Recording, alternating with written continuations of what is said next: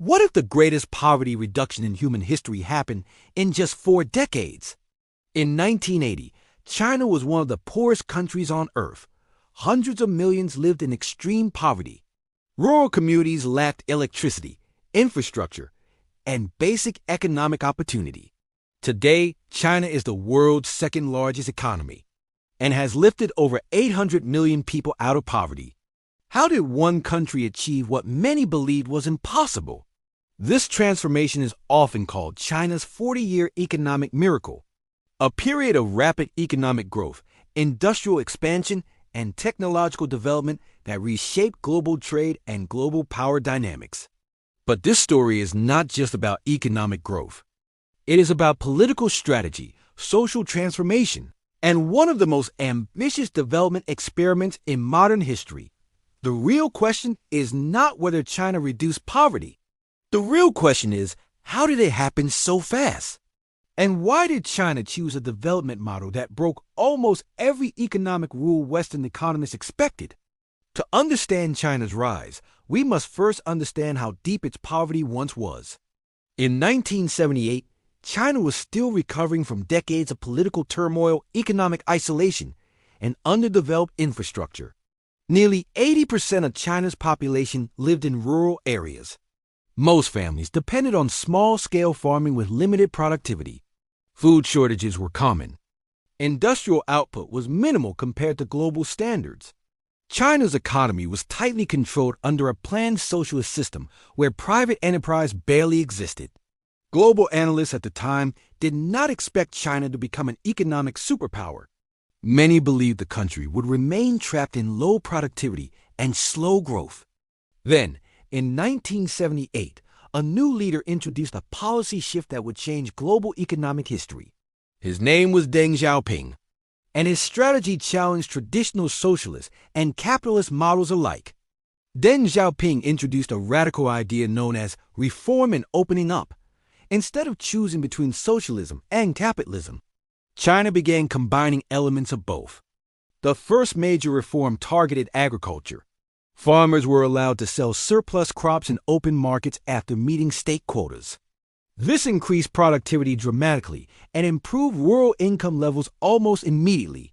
Within a few years, food production surged across the country. But agricultural reform was only the beginning.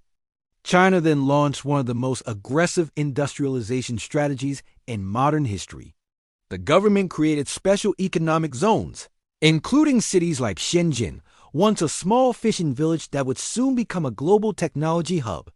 These zones allow foreign investment, private businesses, and export-driven manufacturing to operate with fewer restrictions. International companies began building factories in China, attracted by low labor costs and government support. This transformed China into the world's manufacturing center. By the 1990s and early 2000s, China was producing massive quantities of consumer goods, electronics, textiles, and industrial products for global markets. Millions of rural workers migrated to cities searching for factory jobs. Urbanization accelerated at historic speed. China's integration into the global economy reached a turning point in 2001 when it joined the World Trade Organization. WTO membership expanded China's access to international markets. Exports exploded. Foreign companies increased investment. Infrastructure development intensified.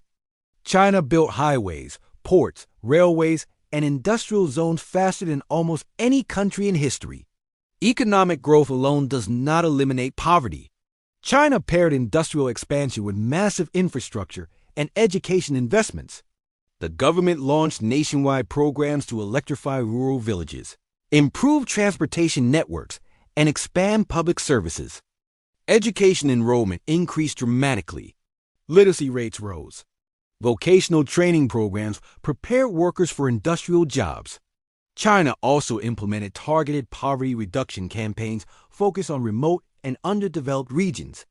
Government officials were assigned specific poverty reduction goals and monitored through performance systems.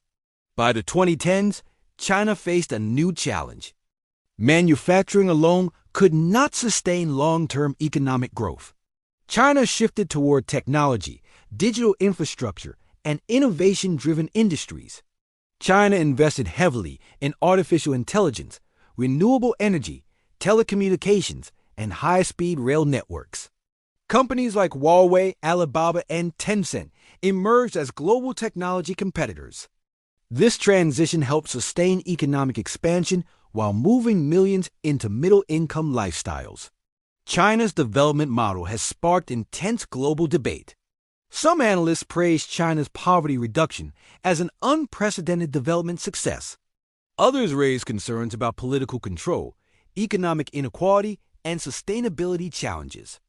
Regardless of perspective, China's transformation has reshaped global supply chains, trade systems, and economic competition.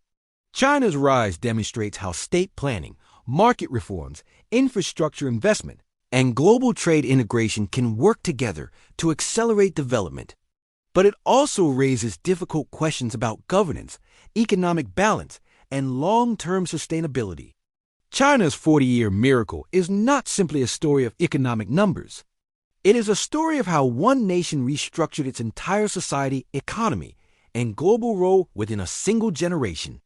The most important question may not be how China escaped poverty, but whether this model represents the future of development for emerging nations across the world.